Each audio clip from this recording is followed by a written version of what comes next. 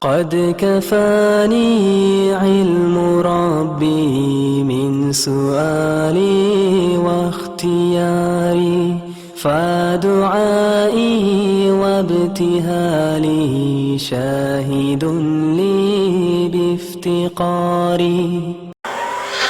Assalamualaikum warahmatullahi wabarakatuh. Alhamdulillahirabbil alamin. Marilah senantiasa kita memanjatkan puji syukur kepada Allah Subhanahu wa taala yang telah memberi berbagai limpahan nikmat dan karunia-Nya sehingga kita dipertemukan lagi dalam majelis yang insyaallah dimuliakan Allah Subhanahu wa taala.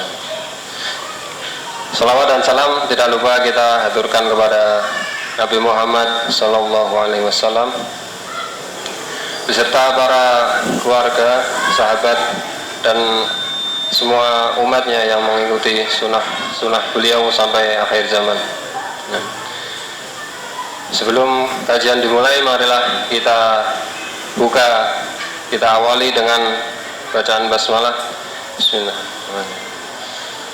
Selanjutnya sebelum dimulai dimohon kepada bapak-bapak dan mas-mas untuk maju merapat. Nanti biar yang datang belakangan nggak terlalu sulit nyari. Terima kasih. Selanjutnya kepada Ustaz Fahrul Razi kami persilakan.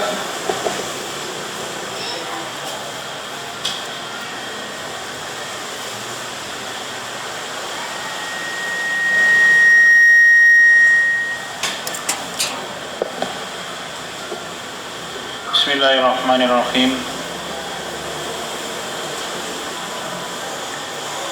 Assalamualaikum warahmatullahi wabarakatuh.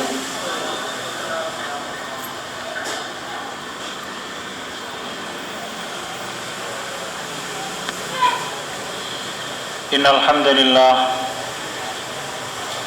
nahmaduhu wa nasta'inuhu wa nastaghfiruh wa na'udzu billahi min shururi anfusina wa min sayyiati a'malina.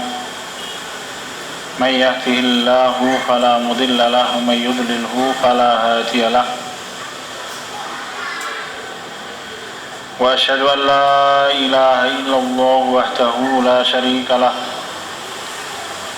وأشهد أن محمدا عبده ورسوله الذي لا نبي ولا رسول بعده. اللهم صل على محمد وعلى آل محمد كما صليت على إبراهيم وعلى آل إبراهيم وبارك على محمد وعلى آل محمد كما باركت على إبراهيم وعلى آل إبراهيم إنك حميد مجيد. أعوذ بالله من الشيطان الرجيم. يا أيها الذين آمنوا اتقوا الله حق تقاته ولا تموتن إلا وأنتم مسلمون.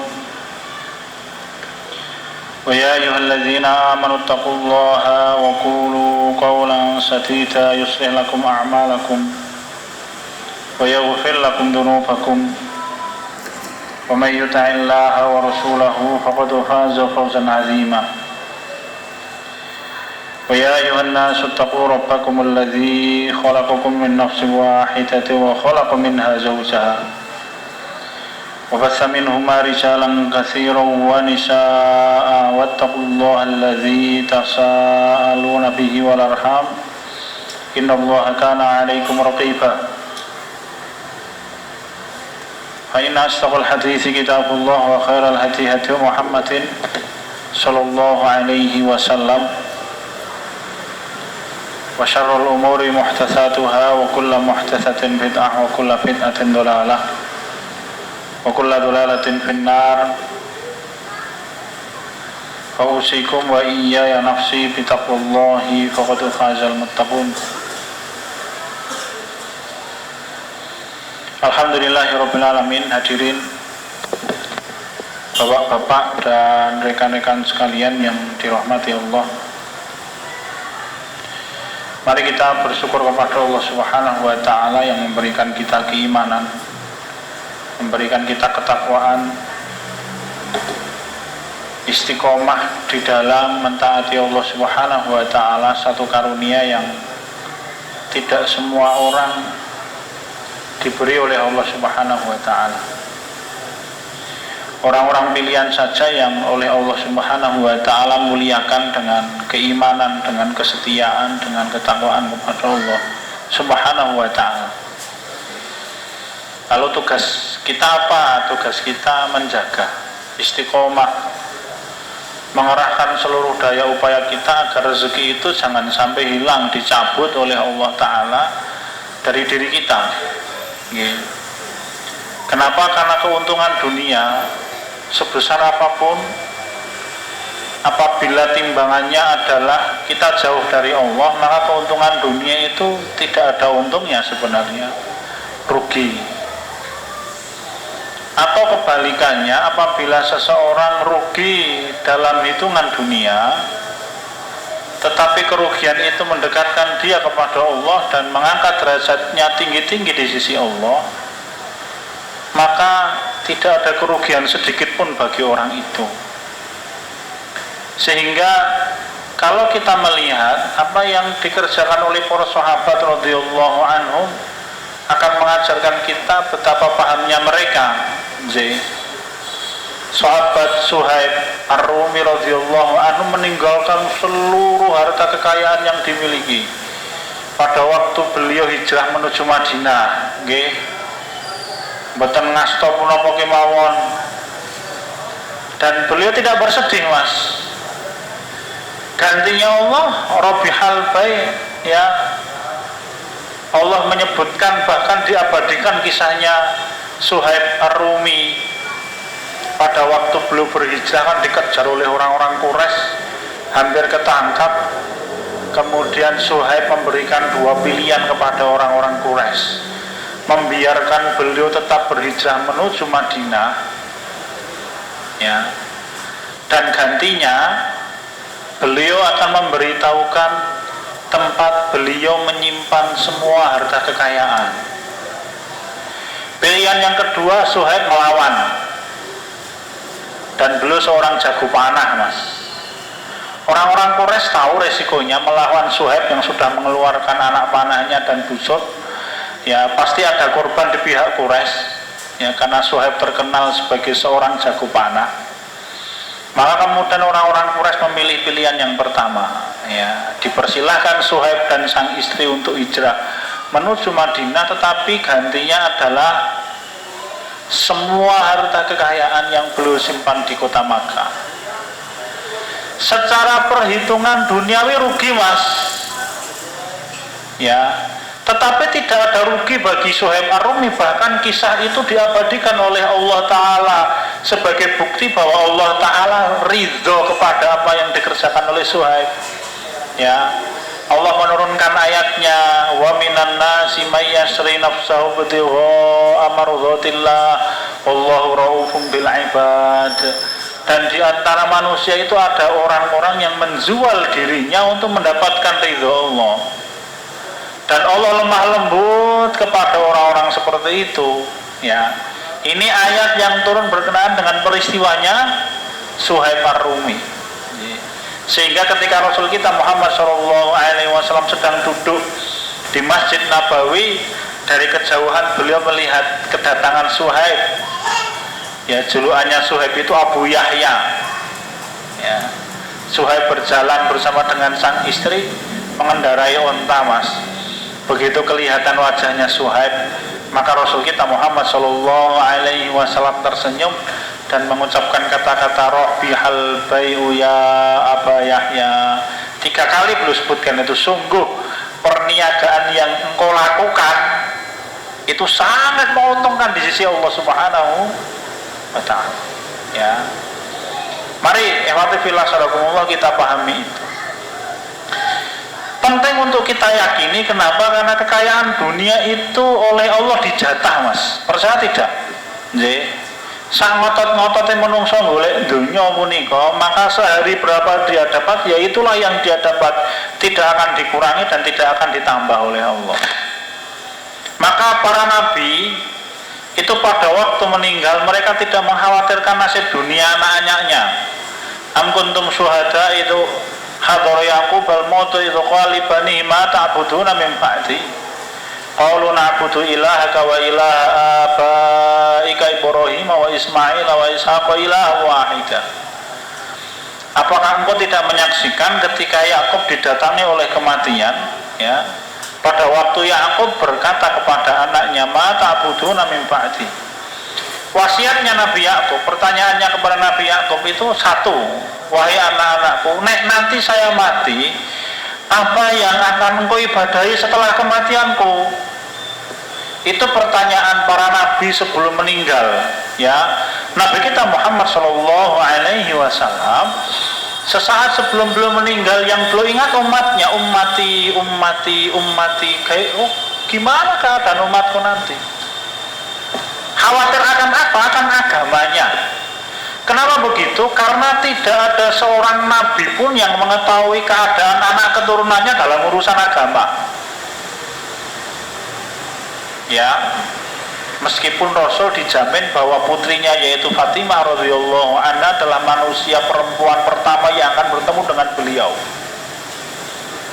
Ya, tetapi banyak kisah di mana para nabi, salah satunya Nabi Nuh alaihissalam pada waktu beliau berdakwah, anaknya menentang dakwah beliau, istrinya menentang dakwah beliau. Demikian pula Nabi Lut alaihissalam. Ya. Tetapi kalau untuk urusan dunia tidak usah khawatir. Ibu-ibu, bapak-bapak, hadirin rahimakumullah, dunia itu dijamin oleh Allah. Ya, kepala kita itu sudah diikat jatah rezeki. Ya.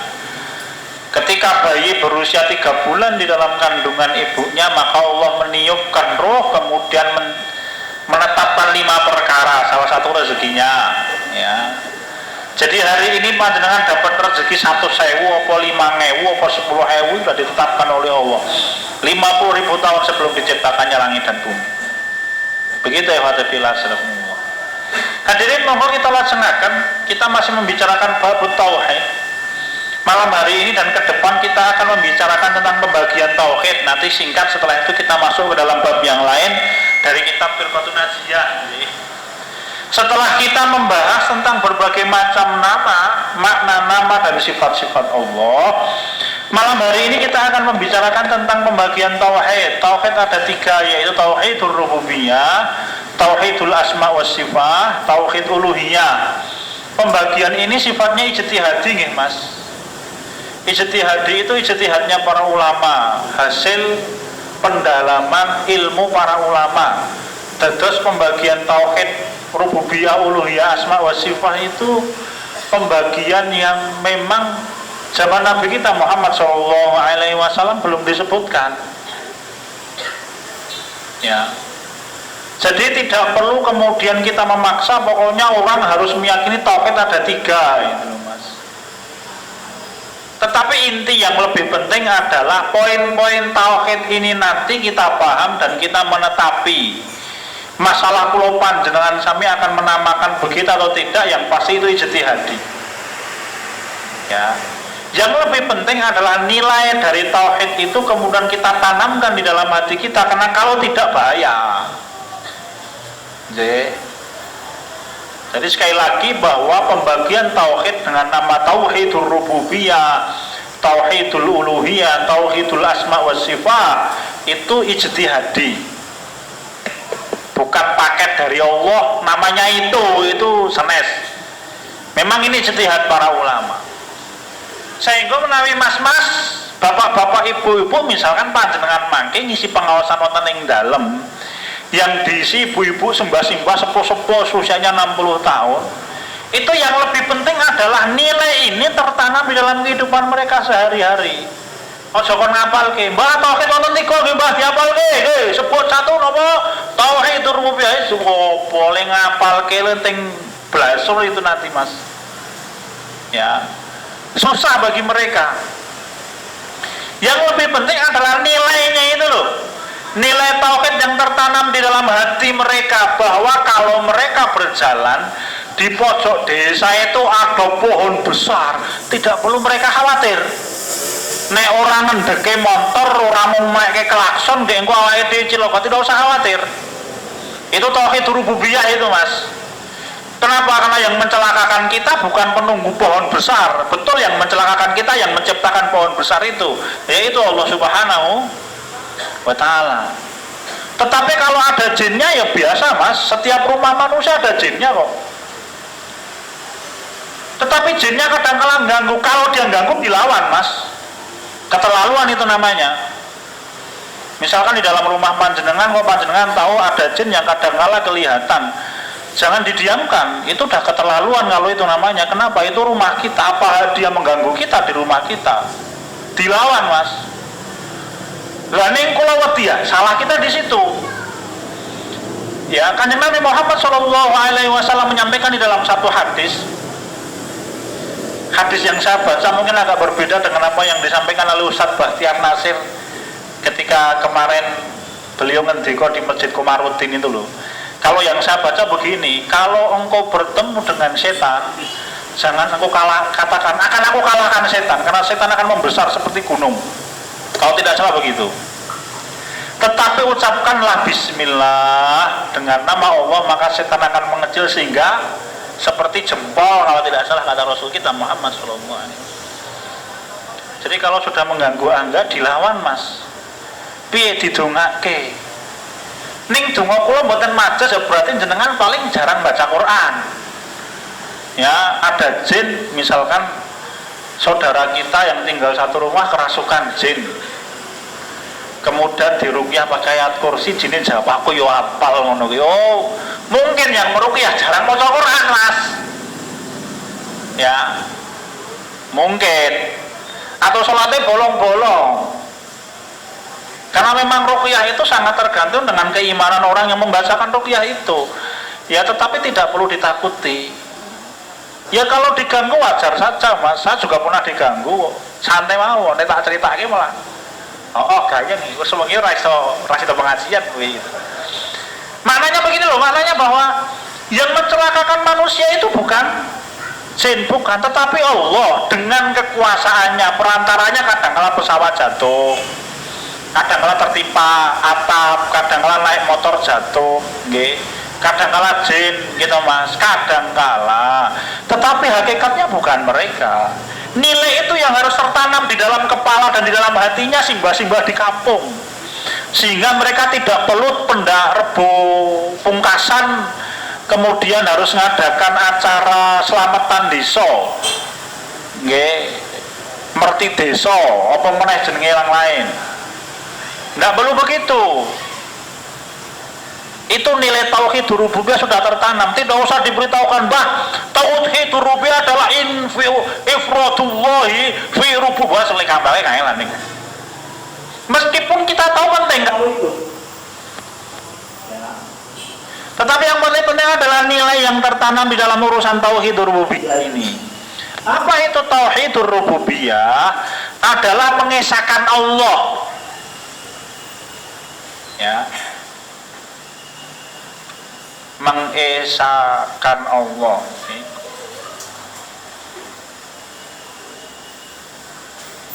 bahwa Allah ada mengisahkan, mentauhidkan bahwa Allah adalah satu-satunya khaliq li jami'il makhluqat, ya Dr. Shalih bin Fauzan itu, pencipta dari semua makhluk di muka bumi ini. Bahkan kalau kita panjenengan bisa bikin sepatu, itu hakikatnya Allah yang menciptakan. Kenapa? Karena yang menyediakan bahannya Allah, yang memberikan ilmu untuk kita sehingga kita bisa bikin sepatu itu karena Allah memberikan rezeki kita, carane gawe sepatu kita paham. Badan kita diberi sehat oleh Allah sehingga kita bisa bikin sepatu. Tangan kita dibikin oleh Allah sehat sehingga kita bisa bikin sepatu. Coba bayangkan kalau misalkan jempol tangan kita hilang oleh Allah, bisa panjenengan dodongi, ora iso kan? Ya, orang menjahit harus pakai jempol, nek ora nganggo jempol kangelan. Begitu. Misalkan kita bisa merakit laptop, sama saja. Hakikatnya yang menciptakan Allah. Ya, tetapi sarananya adalah kita. Allah memberikan kepada kita ilmu caranya merangkai laptop. Bahan-bahannya dibikin dari alam semesta ini, dirangkai kemudian. Nggih. Begitu. Siapa Allah? Dan orang yang menganggap bahwa dunia ini muncul dengan sendirinya itu dosa yang paling buruk di muka bumi ini, Mas. Kenapa begitu? Karena semua orang, termasuk orang musyrik, itu meyakini bahwa dunia ini diciptakan oleh Tuhan yang Maha Esa. Ya. Contoh, Mas, saya pernah dengarkan wayang, karena saya dulu suka wayang, sebenarnya sampai sekarang masih suka wayang, Mas. Neng salah tahun ngrungokke nek zaman kula biyen sekitar 15 tahun yang lalu mungkin nggih. Itu sik seneng ngrungokke wayang kula. Nggarap tugas karo wayangan. Beda terus ana-ana liyane. Ya. Itu dulu 15 tahun yang lalu mungkin nggih. Saya masih ingat dialog antara Semar karo Gareng, Mas. Nggih. Jadi salah sawijining dinten Semar itu tanya kepada bapaknya Gareng, meskipun kualik ngomong. Gareng itu bertanya kepada bapaknya Semar itu, meskipun Semar itu bukan bapak kandungnya Gareng. Ceritanya ngono kuwi. Lara-larae piye Mas nek diceritake dadi cerita wayang aku malah itu pengajian gitu. Ya. Jadi Gareng tanya sama Semar. Kenapa? Karena Semar itu kakak beradik yang paling tua, Togog namanya. Adiknya jenenge Semar, adiknya lagi namanya Bathara Guru. Wah, ini malah cerita wayang sanu lagi, Mas. Buat apa-apa, ini pelajaran berharga untuk kita bahwa orang musyrik pun meyakini bahwa yang menciptakan alam semesta itu bukan dewa-dewa itu. Ya. Jadi ini dewa dalam keyakinan lama orang-orang Jawa sebagai dewa yang paling kuat di muka bumi ini, apalagi Semar. Ya. Bathara Guru yang menguasai alam semesta itu kalau bertindak lancang diantem karo Semar, Mas. Tidak tenanan. Ya. Begitu. Kemudian Gareng tanya, "Lho Pak, jenengan ki bapak nih sopo?" Oh, rupanya dewa itu punya bapak. Bapaknya siapa? Dewa yang lebih tinggi lagi, namanya Sang Hyang Tunggal, yang Maha Esa. Oh, kalau kita ini, Mas. Gareng tekon meneh. Loh, lah bapaknya Sang Hyang Tunggal sinten Romo? Sinten Pak? Ora Romo jawabane. Nek tekon nguku kok Gareng iki. Ya, koyok Bagong, Mas. Ya. Semar menjawab, bapaknya Sang Hyang Tunggal ki Sang Hyang Wenang, yang Maha Kuasa. Oh. Gareng tanya lagi, "Lho Pak, bapaknya Sang Hyang Wenang ki sapa?" Len jawab disampluk, Mas. Blok, ora kok kenti kon, aku yo ngerti jawabane. Oh, kira-kira begitu, Bapak. Kenapa itu? Karena itu kalau ditanya muter-muter orang rampung-rampung itu nanti. Maka jawabannya Semar pinter apa? Kok kenti kon disampluk, wis kasate kon kowe. Begitu hadirin. Jadi yang berkuasa untuk menciptakan alam semesta ya itu tadi, itu keyakinan lama orang-orang Jawa loh. Hadirin, ya. Siapa wis? Apakah orang yang agama tetangga kita meyakini yang menciptakan alam semesta Nabi Isa alaihissalam? Bukan. Ya, bukan. Meskipun mereka menyekutukan Allah dengan Nabi Isa. Ya. Yang menciptakan ya Allah. Semua orang-orang musyrikin Quraisy, wala in sa'altahum man khalaqas samawati wal ard la yaqulunna khalaqahunnal azizul alim. Di dalam ayat lain la yaqulunna Allah. Kalau engkau tanyakan kepada orang-orang kafir Quraisy siapa yang menciptakan langit dan bumi, mereka pasti akan menjawab yang menciptakan Allah. Bukan berhala-berhalanya orang Quraisy itu.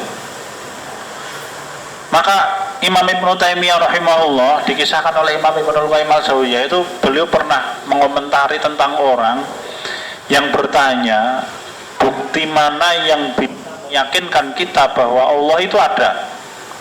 Apa jawaban beliau? Bagaimana mungkin kita diminta untuk mencari bukti keberadaan Allah, sedangkan Allah itu ya bukti dari segala sesuatu, dan segala sesuatu ciptaan Allah itu bukti adanya Allah.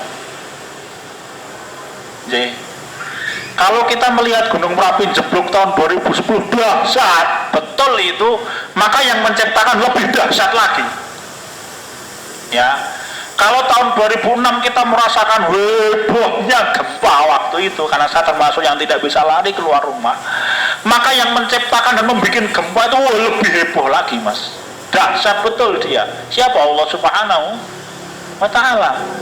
Kalau nate matur, kenapa? Karena logika di dunia ini sesuatu yang teratur itu tidak mungkin, tidak ada yang mengatur. Logika manusia tidak bisa menerima, Mas. Ya. Jadi orang mengingkari keberadaan Allah itu seperti mengingkari keberadaan ilmu di dalam akal pikiran manusia. Jadi wong yang mengingkari Allah itu orang yang tidak punya ilmu dan tidak punya akal sebenarnya. Kira-kira begitu. Kenapa tadi? Keberadaan Allah itu mutlak, orang-orang musyrik saja percaya kok. Ngeten, Mas. Ini logika manusia. Manusia itu meyakini bahwa sesuatu yang teratur di dunia ini tidak mungkin ada tanpa ada yang mengatur. Percaya tidak? Misalnya saya cerita begini. Ada bis efisiensi. Ya, bis itu berjalan dari Yogyakarta menuju Cilacap. Ya, di setiap perempatan bis itu berhenti. Di setiap terminal bis itu menaik turunkan penumpang, buka pintu tutup pintu. Nanti kalau habis bensinnya bis itu berhenti, kemudian akan ngisi bensin, bayar sisa. Ya, bolak-balik Jogja Cilacap. Kemudian saya ngomong, tetapi rupanya bis itu tidak ada kernetnya dan tidak ada sopirnya. Anda percaya tidak? Percaya mboten jenengan? Ora percaya. Mungkin po bis mlaku dhewe. Nggih, nek perapatan mandek. Lampune ijo aku. Neng terminal mlebu. Lawange buka, penumpang naik, bayar karcis. Nggih, bayar duit misalkan.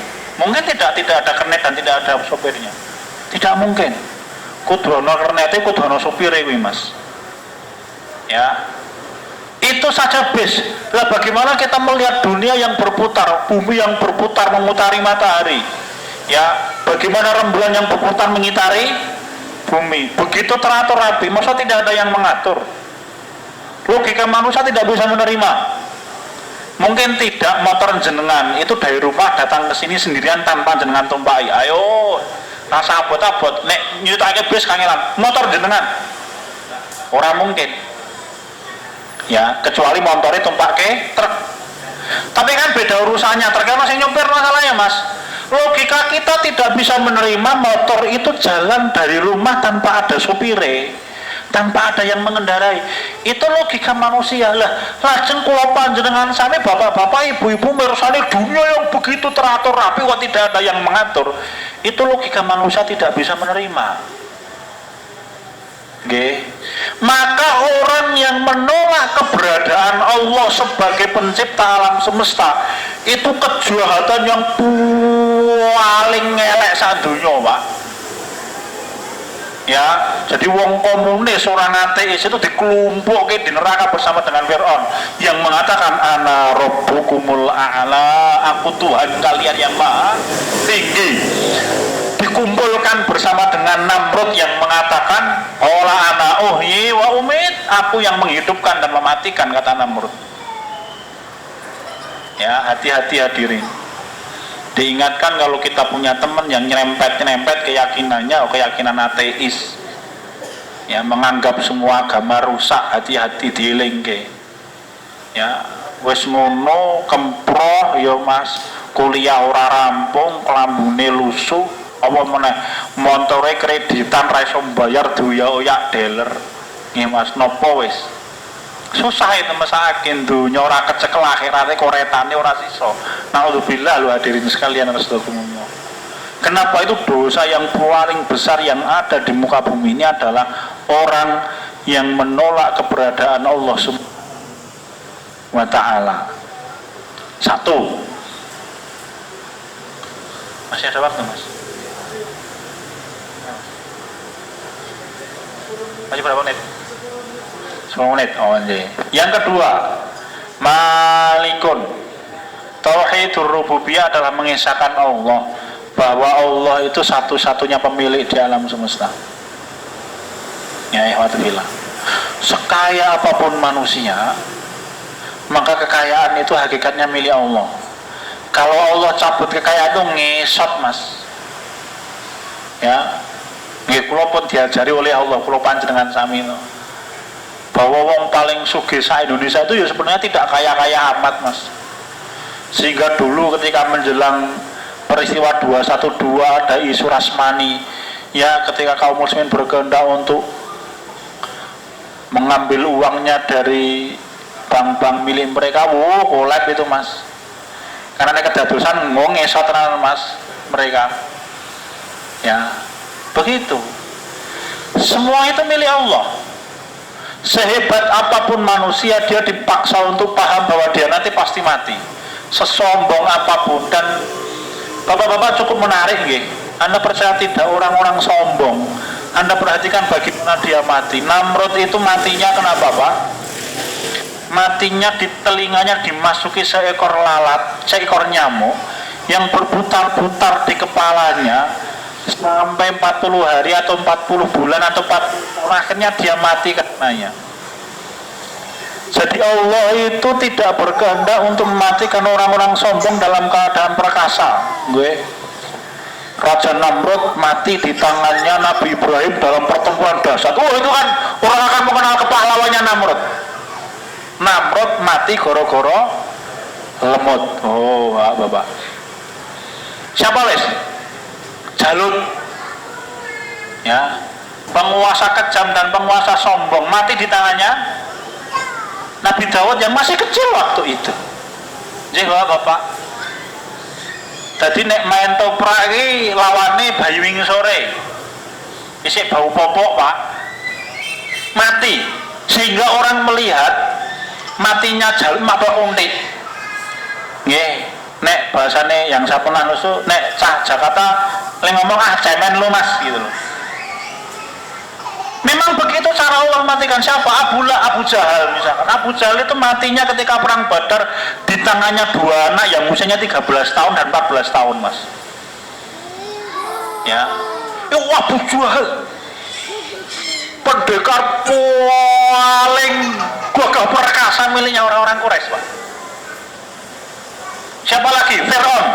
Matinya kenapa, Pak? Tenggelam.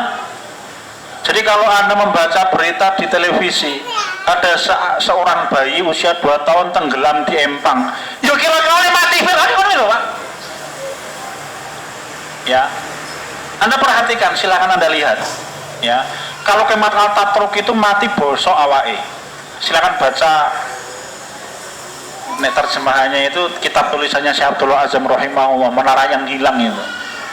Ya, itu Kemal Atatürk. Siapa lagi Bapak? Ya, jadi Allah memaksa orang untuk memahami bahwa orang sombong dihinakan betul oleh Allah Subhanahu wa ta'ala. Kenapa? Karena Allah pemilik alam semesta. Panjenengan perhatikan. Silakan perhatikan. Ya, semua al-jabbarun, ya, orang-orang yang sombong, al-mutakabbirun, orang-orang yang tinggi hati, itu dihinakan oleh Allah Subhanahu wa ta'ala. Bahkan seringkali kehinaan itu ditimpakan oleh di dunia sebelum di akhirat.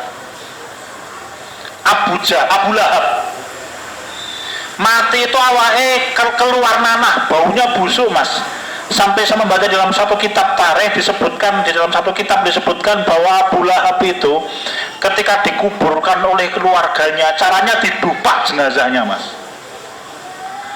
Jadi orang-orang Quraisy itu membuat lubang kuburan untuk Abu Lahab. Abu Lahab itu tokoh dua serangkainya penguasa Makkah itu Abu Lahab dan Abu Jahal. Nek Abu Jahal mati di badan di tangannya dua orang anak kecil itu, kalau Abu Lahab itu badannya penuh dengan nanah, baunya busuk, sampai keluarganya itu ketika menguburkan Abu Lahab, caranya badannya dibruke di pinggir liang lahat, kemudian oleh keluarganya disuruh dengan menggunakan telapak kaki, Mas, didupak. Ya, Kenapa begitu? Karena Allah kepengen membuktikan kepada alam semesta bahwa yang memiliki alam semesta bukan orang-orang sombong itu. Kalau orang-orang sombong, orang-orang kejam dipanjangkan umurnya oleh Allah karena Allah kepengen mematikan dia di puncak kejahatan dia. Ingat, di dunia ini masih ada waktu berapa, Mas? 4 menit. Ada orang-orang yang ketika kepengen menjadi baik oleh Allah dihalangi. Kenapa? Karena Allah tidak sudi melihat orang itu berbuat kebaikan. Dan mungkin-mungkin kalau sana sekolah panjang dengan sama. Sekian dan demikian Bapak-Bapak, apa yang bisa kita bicarakan malam-malam hari ini. Insya Allah akan kita laksanakan pekan depan. Sekian dan demikian dari saya tutup. Saya kembalikan kepada pembawa acara. Alhamdulillah. Assalamualaikum warahmatullahi wabarakatuh.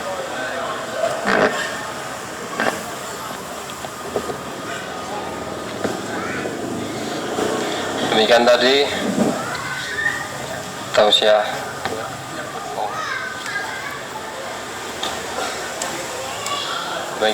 tausiah dari Ustadz Faurozi. Semoga kita dapat mengambil manfaat dan kita amalkan dalam kehidupan sehari-hari. Selanjutnya, pengumuman dari Forum Komunikasi Aktivis Masjid sehubungan dengan terjadinya banjir di Bima. Maka Forum Komunikasi Aktivis Masjid membuka donasi bagi saudara-saudara sekalian yang ingin menyampaikan sebagian hartanya kepada saudara-saudara kita di Bima. Mungkin bisa dengan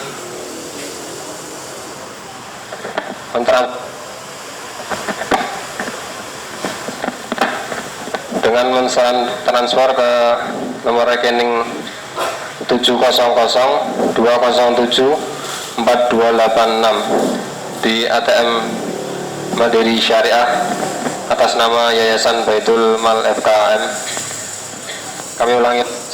Kami ulangi sekali lagi, bagi saudara-saudara sekalian yang mau menyiapkan sebagian hartanya dapat melalui Forum Komunikasi Aktivis Masjid di nomor rekening 700 207 4286 atas nama Yayasan Baitul Mal FKM.